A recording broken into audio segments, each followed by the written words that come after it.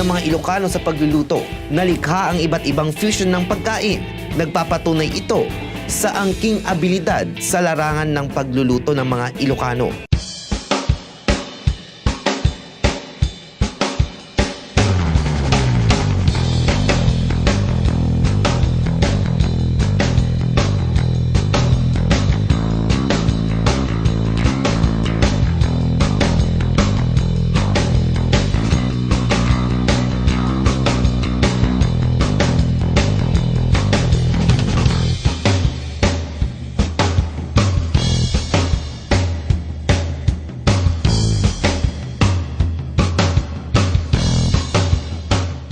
Poke-poke ay isang lokal na pagkain ng mga Ilocano na binabalik-balikan ng mga turista.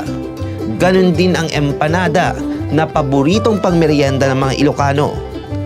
Alam nyo ba na isa sa mga pagkain na matatagpuan sa bayan ng Kawayan, Ilocos Sur, matitikman ang tinatawag na poke-poke empanada? Paano nga ba gawin ang poke-poke?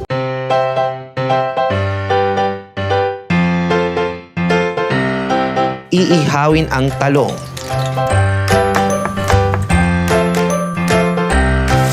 Isunod na igisa ang kamatis at sibuyas.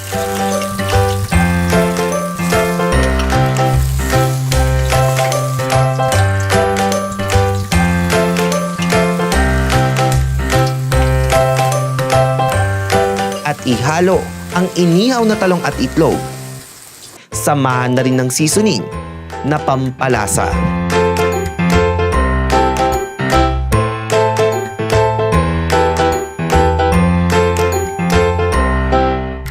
Ang tipikal na empanada ay ginagamitan ng rice flour. Sa panahon ngayon, nagsilabasan na rin ang iba't ibang bersyon ng empanada.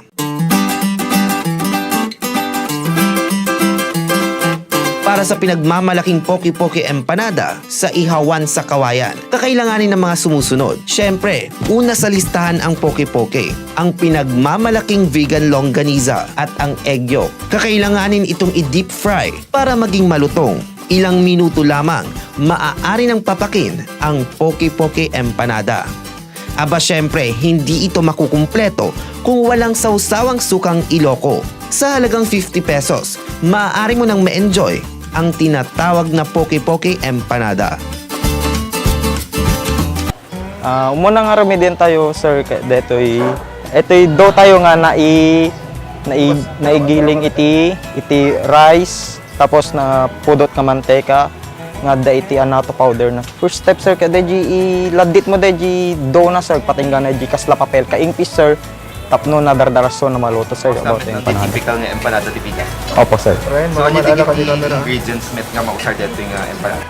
Sir, muna nga ingredients to, sir, deji ay vegan longganisa tayo, egg yolk, poki-poki, deje, sir. Tapos tanumik kan deje raman deje poki-poki, sir. Ikan tayo tibasi nga salt na, sir, taano dabasi raman na, sir.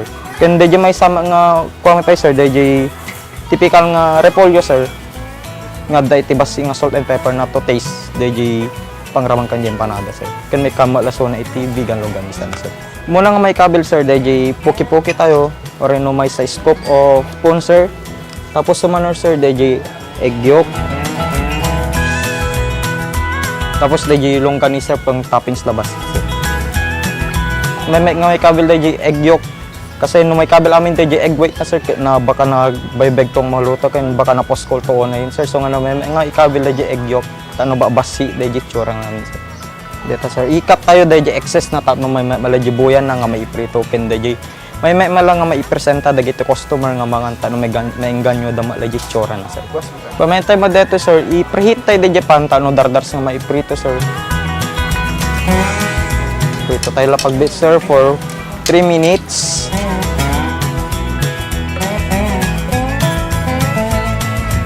No madlaw yo po nga na medyo sumikil deje daw na, sir, mabalinis so na nga ibalit ta din.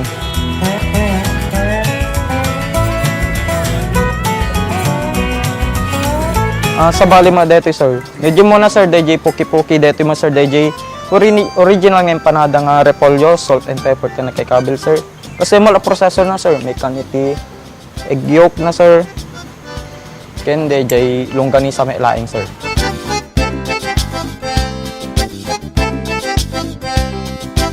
Same procedure mala day pinang fold na sir, kende pinang cut na tanod damo labuyan na.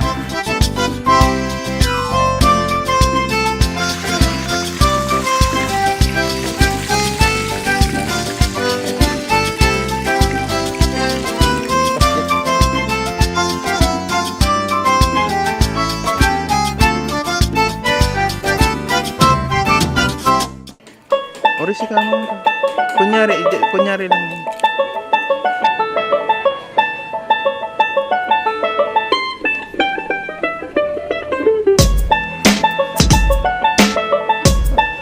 Okay, so we do have guys here from Ilocos Norte. So ano naman masasabi niyo dito sa empanada na poke-poke?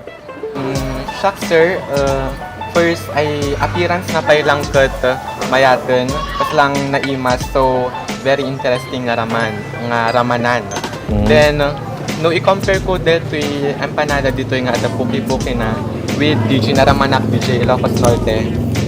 Dito kat sabsabalip, kumbaga adna ngamin iki DJ poke-poke na which is no DJ poke-poke lang kat jak kayat nga kanan ngam no may combine ta empanada kat nakaimimas nga talaga.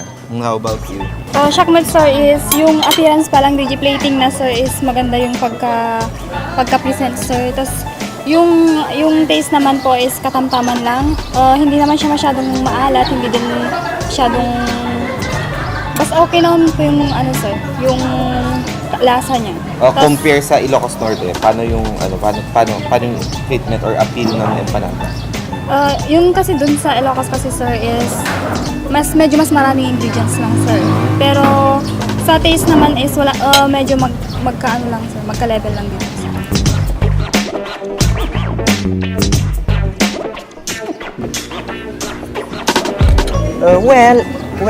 It's my first time to taste empanada with poke-poke, so this is different from among empanadas here in Ilocos as compared from the empanadas in Batak.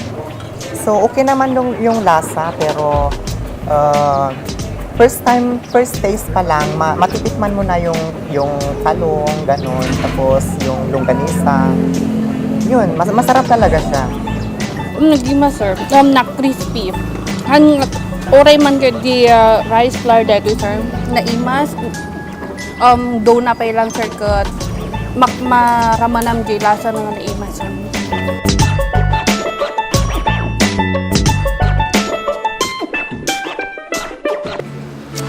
Well, okay, to start with, Ihawan sa Kawayan started April of 2009. Bakit Ihawan sa Kawayan? Well, actually, marami na kaming pinagpilian eh. Merong barbecuehan sa Kawayan, ihaw-ihaw sa Kawayan. Pero we came up with Ihawan sa Kawayan, which is rhyme naman siya. Tsaka nandito kami sa Kawayan. So basically from the name Ihaw, ma'am, you're offering what kind of food? At that time, we just offered pork barbecue, tsaka isaw baboy. Yun lang. So, ihaw-ihaw lang talaga. Typical na bangketa type. Okay. So napaka-inspiring din, ma'am, because you started very simple daw before? Yes. Actually, sa bangketa lang kami nag-start. Diyan sa bangketa. Maliit lang. Nakatolda lang kami. Okay. No? So sa Municipality of Kawayan, parang nagkalat po yung mga Barbecue, which is Barbecue, yun yung sikat talaga dito sa Kawayan. Barbecue during that time. So ano ba? Naiba po ba tayo kung bakit pumatok to sa masa? Well, actually, bakit nga ba barbecue ang sikat dito sa Kawayan? Well, kakaiba kasi yung barbecue namin dito sa Kawayan. Unlike yung mga typical barbecue lang sa iba, meron talaga yung mga secret ingredients sa amin, ha? Sa amin. Okay.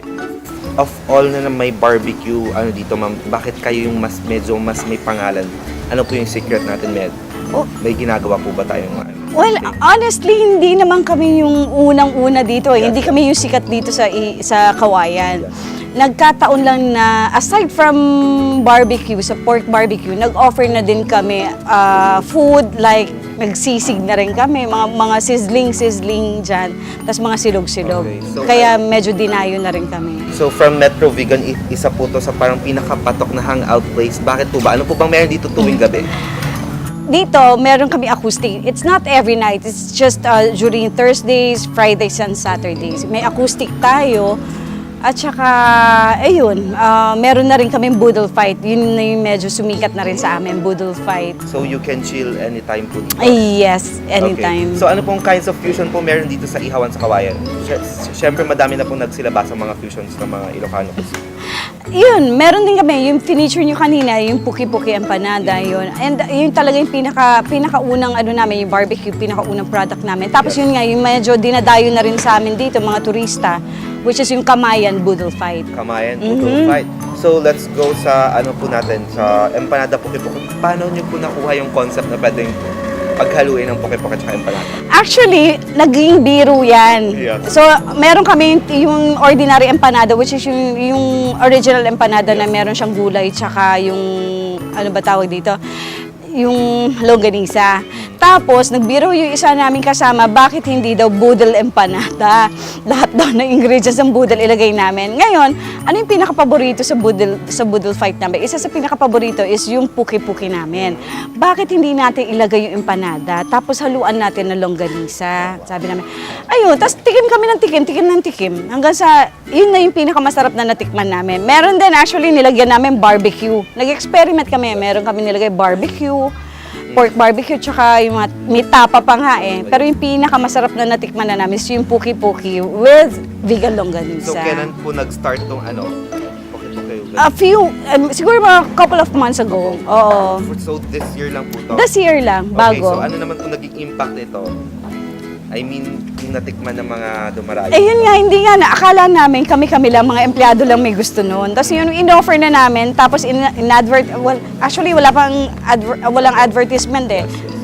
Nilagay lang namin sa isang blackboard, new product, ganyan. Tapos nag-order na sila Tapos yun, social media, Okay. Facebook. Oh, so magkano naman po ang presyo ng empanada natin? Ang puki-puki empanada is 50. Same din with the ordinary empanada. 50 pesos siya, which is affordable naman, tsaka sulit naman talaga. Okay, I'm inviting everyone to please visit Ihawan sa Kawayan. We're located just right after crossing the bridge here at the Kawayan town proper, just 3 kilometers away from Vigan City. And for reservation, you may call 0908-749-4949. Thank you. Dituin amalpas iti programa tayo, ingana inton sumaruno, siyak iti taste body yu Ryan Lazo, intay amwenti sa basabali aramen, ken na idumduma araman dagiti makan dito'y kailukwan.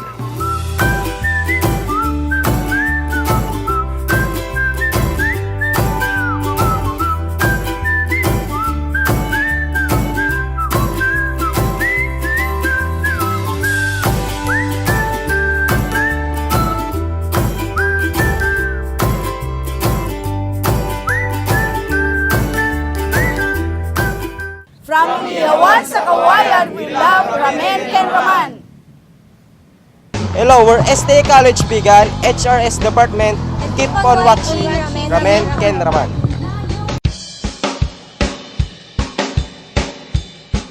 Hi, we're from Mariano Marcos State University, College of Industrial Technology. Keep on watching Ramen Ken Raman. Mula sa UNP College of Hospitality and Tourism Management, keep on watching Ramen Ken Raman. We are from ISPS Sikandon, HRM students. Keep on watching Ramen Ken Raman.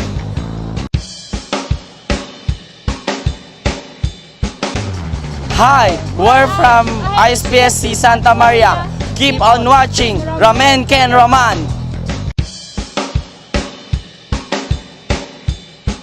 From the Divine Word College of Vigan, keep watching Ramen Ken Raman.